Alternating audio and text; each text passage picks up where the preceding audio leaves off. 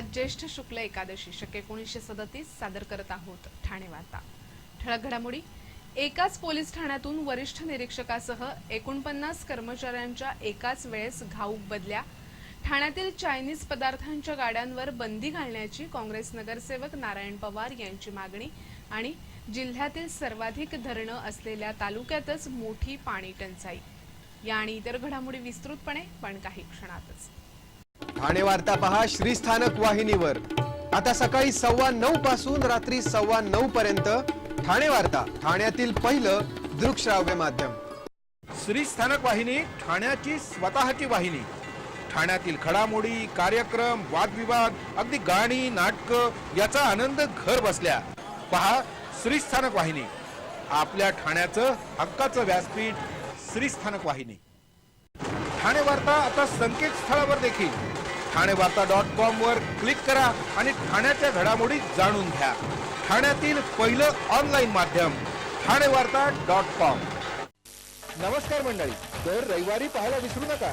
नमस्कार मंडळी, आपल्या प्रश्नांचं थेट उत्तर। ठाणे वार्ता पहा श्रीस्थानक वाहिनीवर। आता सकाळी 9:15 पासून रात्री 9:15 पर्यंत ठाणे वार्ता, ठाण्यातील पहिलं दृकश्राव्य माध्यम।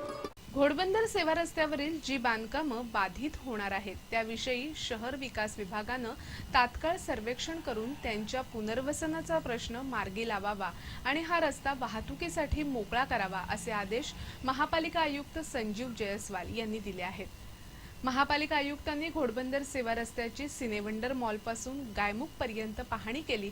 त्यावेळी नगर अभियंता आणि शहर विकास विभागाच्या अधिकाऱ्यांना त्यांनी हे आदेश दिले। घोडबंदर रस्त्यावरील सेवा रस्त्यासाठी जी बांधकामं बाधित होणार आहेत त्यांचं पुनर्सर्वेक्षण करून त्यांच्या पुनर्वसनाचा निर्णय शहर विकास विभागानं घ्यावा आणि रस्त्याची जागा मोकळी करून घ्यावी। सेवा रस्त्यावरील हरित पट्टा, वनजागा, खाजगी वनजागा, किनारा नियमन क्षेत्रात येणारी जागा असेल तर शहर विकास विभागानं त्वरित सल्लागार नेमून शासनाकडे पाठपुरावा करून ही जागा महापालिकेच्या ताब्यात घ्यावी असे आदेश यावेळी पालिका आयुक्तांनी दिले। त्याचप्रमाणे घोडबंदर रस्त्यावरील बाधित होणारी बांधकामं तोडून हा रस्ता लवकरात लवकर पूर्ण करण्याच्या सूचनाही पालिका आयुक्तांनी यावेळी दिल्या।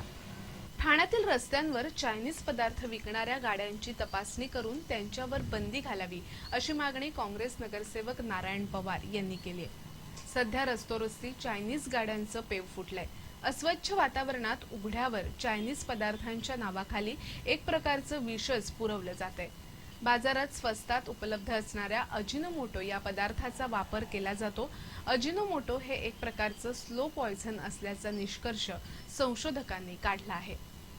पदार्थाला चव येण्यासाठी याचा वापर केला जातो। अजिनोमोटोच्या सेवनानं विविध प्रकारचे विकार होऊ शकतात। याचे अनेक दुष्परिणाम असून सततच्या सेवनामुळे नैराश्य, थकवा असे प्रकार वाढत जाऊन पोटाच्या अथवा तोंडाच्या कर्करोगालाही तो कारणीभूत ठरतो।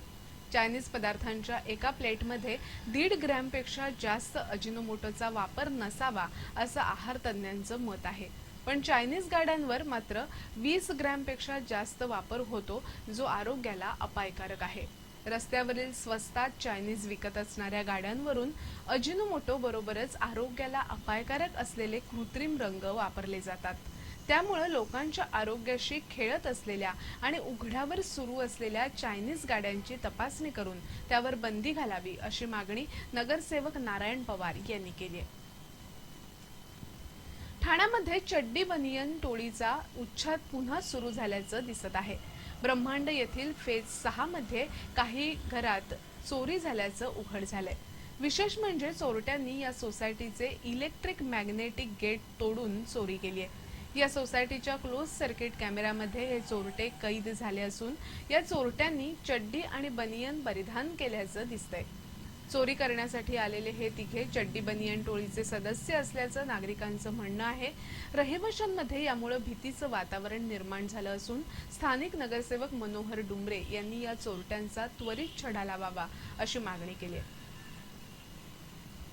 आधी विरोधात असणारी शिवसेना नंतर शासनामध्ये सहभागी झाली, त्याप्रमाणे शिवसेनेचं जैतापूर बाबतही मत परिवर्तन होईल असा ठाम विश्वास केंद्रीय ऊर्जा मंत्री पियुष गोयल यांनी ठाण्यात बोलताना व्यक्त केला।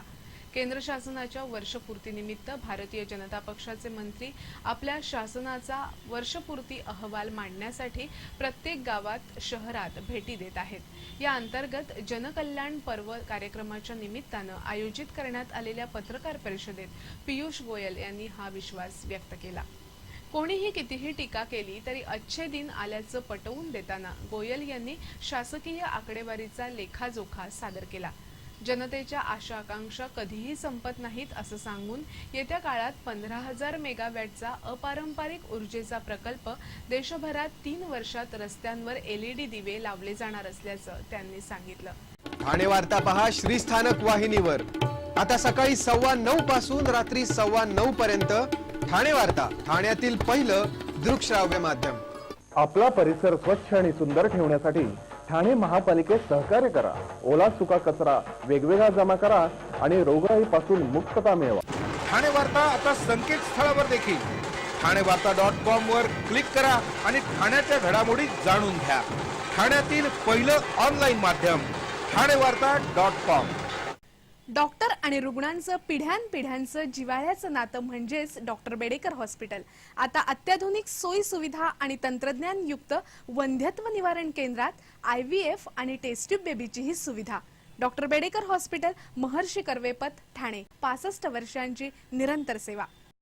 जयपुरी ज्वेलरी एक्झिबिशन कम सेल, 50% बचत। American diamond sets, mangalsutra, fancy bracelet, fancy earring top, radium आणि गोल्ड प्लेटेड बांगड्या आणि अन्य ज्वेलरी फक्त जयपुरी ज्वेलरी एक्झिबिशन मध्ये, अशोका बेसमेंट जवळ, गोखले रोड, नौपाडा, ठाणे पश्चिम।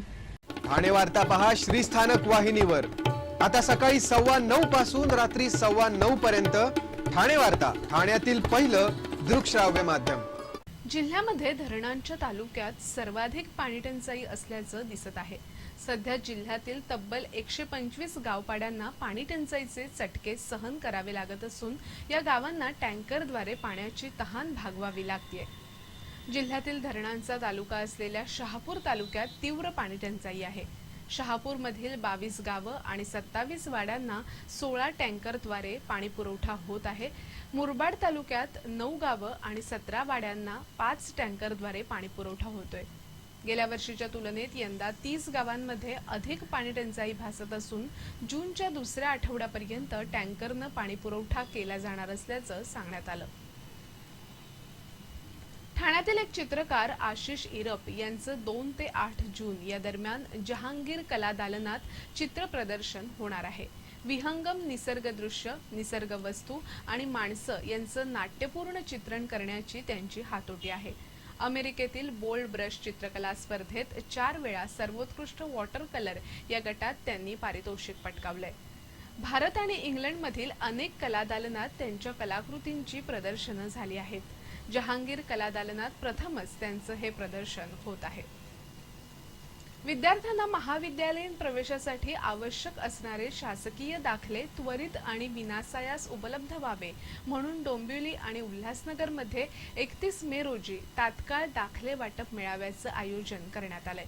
कल्याणचे खासदार श्रीकांत शिंदे यांनी आयोजित केलेल्या या मेळाव्यात विद्यार्थ्यांना आवश्यक ते दाखले तात्काळ उपलब्ध करून दिले जाणार आहेत। शाळा महाविद्यालयाचे निकाल नुकतेच लागले असून विद्यार्थ्यांची प्रवेशासाठी आवश्यक ते दाखले मिळवण्यासाठी धडपड सुरू आहे। अनेकदा आवश्यक दाखले मिळवण्यासाठी फारच त्रास होतो आणि वेळही जातो। विद्यार्थ्यांचा त्रास आणि वेळ वाचावा यासाठी रविवार 31 मे रोजी सकाळी 10 ते दुपारी 4 या वेळात हे दाखले वाटप मेळावे आयोजित करण्यात आले आहेत। याचा लाभ घ्यावा असं आवाहन खासदार श्रीकांत शिंदे यांनी केलंय। एकाच पोलीस ठाण्यातून तब्बल 49 म्हणजे जवळजवळ सर्वच पोलीस कर्मचाऱ्यांच्या एकाच वेळी झालेल्या घाऊक बदल्या हा चर्चेचा विषय बनला आहे। बारमधील छाप्यात सापडलेल्या डायरीतील पोलिसांच्या नावामुळे या बदल्या झाल्या आहेत। यामध्ये वरिष्ठ पोलीस निरीक्षकासह शिपायापर्यंत सर्व स्तरावरील अधिकारी कर्मचाऱ्यांचा समावेश आहे।